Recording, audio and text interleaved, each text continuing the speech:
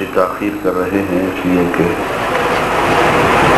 کافی دوست وہاں پہنچ رہے ہیں، وہاں سے ادھر آ رہے ہیں۔ اس دوران میں چاہتا ہوں کہ آپ حضرات اگر کچھ سوالات کرنا چاہیں تو کر سکتے ہیں۔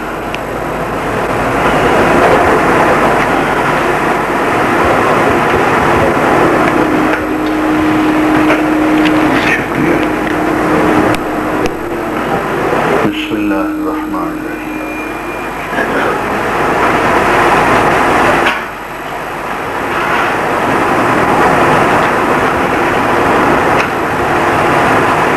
پہلا لفظ ہی نہیں پڑھا جا رہا، بہرحال میں بہت بڑی مسکین ہوں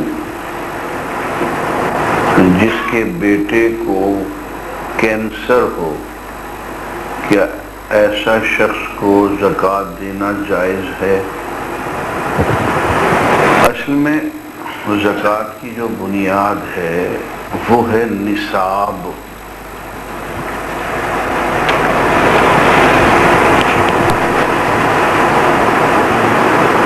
اور نصاب آپ کو معلوم ہے 7.5 تولے سونا یا 52 تولے چاندی۔ اب یہ ایک معیار ہے جو بتا دیا گیا۔ اب اگر اس کے بیٹے کو کینسر ہے تو ظاہر ہے کہ خرچہ تو بہت اٹھے گا۔ زکوٰۃ کے علاوہ بھی مدد کی جا سکتی ہے، صدقہ بھی ہے، اور ظاہر ہے کہ اتنا خرچہ اٹھے گا تو بیچارہ وہ صاحب نصاب کہاں رہے گا، زکوٰۃ اس کو دینی ہی پڑے گی۔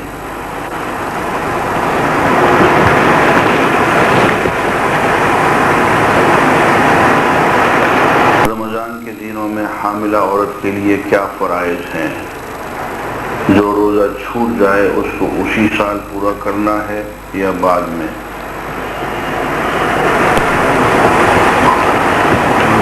حاملہ کے لیے یہ ہے کہ اگر بعض روزے چھوٹ جائیں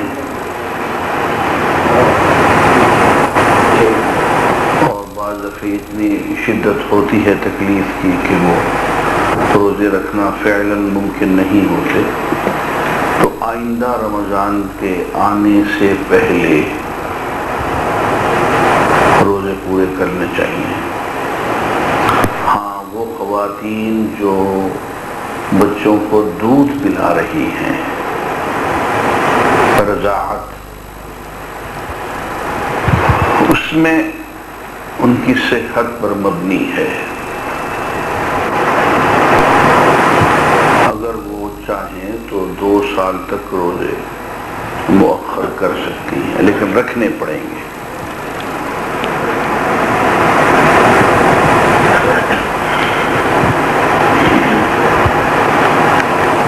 اب یہ سوالات میرا خیال ہے اب اور انتظار کریں ذرا سا یا شروع کر دیں؟ کہاں ہے تو ہمارے وہ گارڈ کہاں ہے، جھنڈی دکھاتے ہیں؟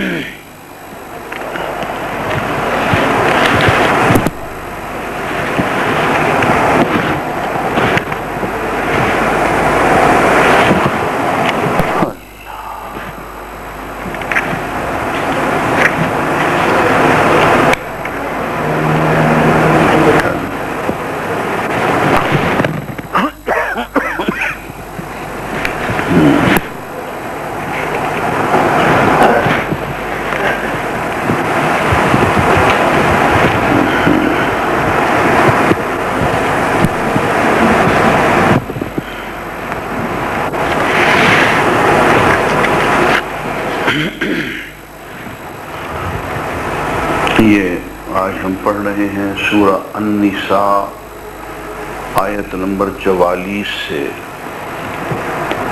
آیت نمبر 64 تک۔ سورہ النساء آیت نمبر 44۔ اعوذ بالله من الشيطان الرجيم. بسم الله الرحمن الرحيم. ألم تر إلى الذين أوتوا نصيبا من الكتاب يشترون الضلالة ويريدون أن تضلوا السبيل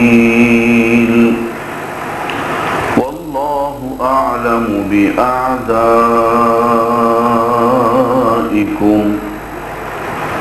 وكفى بالله وليا وكفى بالله نصيرا.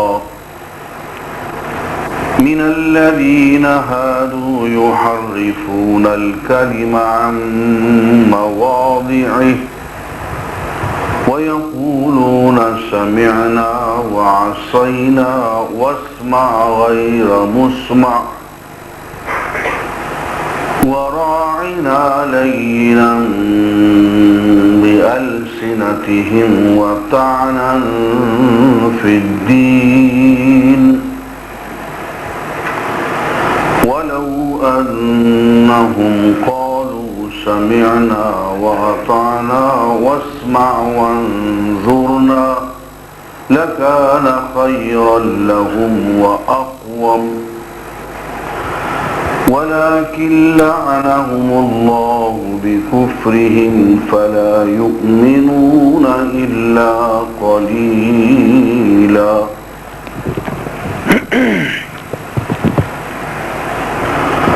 يا أيها الذين أوتوا الكتاب آمنوا بما نزلنا مصدقا لما معكم من قبل أن نطمس وجوها فنردها على أدبارها أو نلعنهم كما لعنا أصحاب السبت وكان أمر الله مفعولا. إن الله لا يغفر أن يشرك به ويغفر ما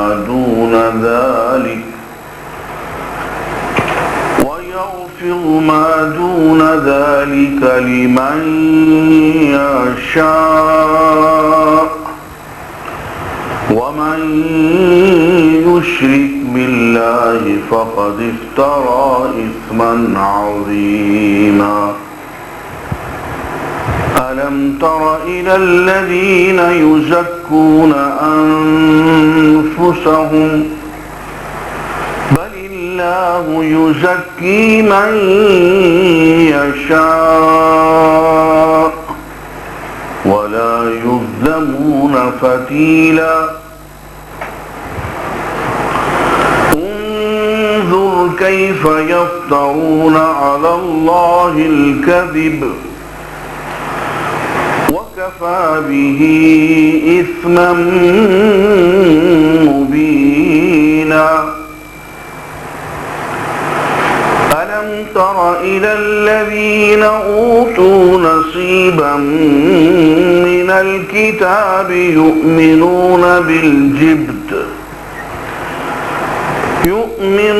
بالجبت والطاغوت ويقولون للذين كفروا هؤلاء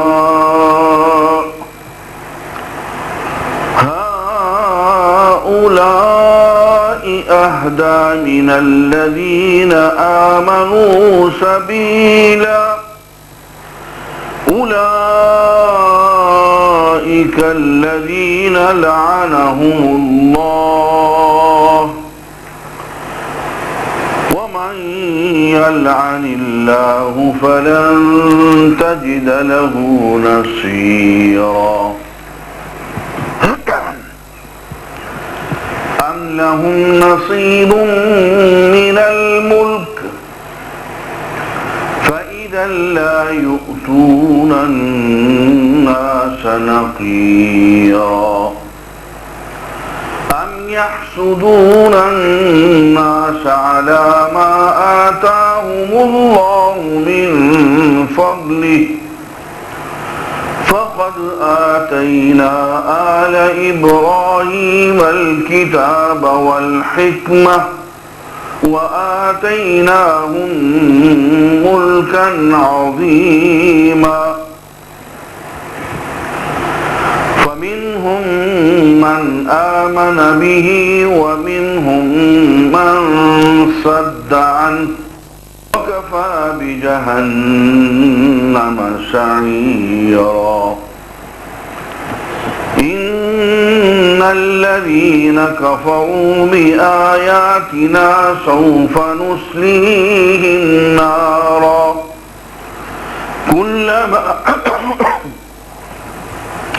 كلما نضجت جلودهم بدلنا جلودا بدلناهم جلودا غيرها ليذوقوا العذاب إن الله كان عزيزا حكيما والذين آمنوا وعملوا الصالحات سندخلهم جنات تجري من تحتها الأنهار خالدين فيها أبدا لهم فيها أزواج مطهرة وندخلهم ظلا ظليلا إن الله يأمركم أن تؤدوا الأمانات إلى أهلها وإذا حكمتم بين الناس أن تحكموا بالعدل إن الله نعم ما يعظكم به إن الله كان سميعا بصيرا يا أيها الذين آمنوا أطيعوا الله وأطيعوا الرسول وأولي الأمر منكم فإن تنازعتم في شيء فردوه إلى الله والرسول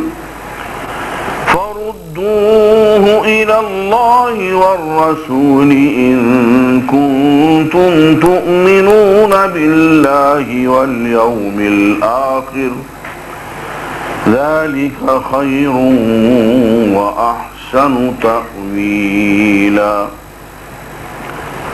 ألم تر إلى الذين يزعمون أنهم آمنوا بما أنزل إليك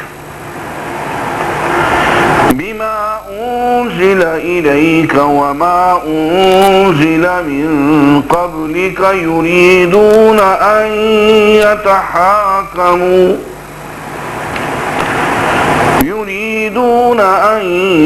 يتحاكموا إلى الطاغوت وقد أمروا أن يكفروا به ويريد الشيطان أن يضلهم ضلالا بعيدا صدق الله العظيم.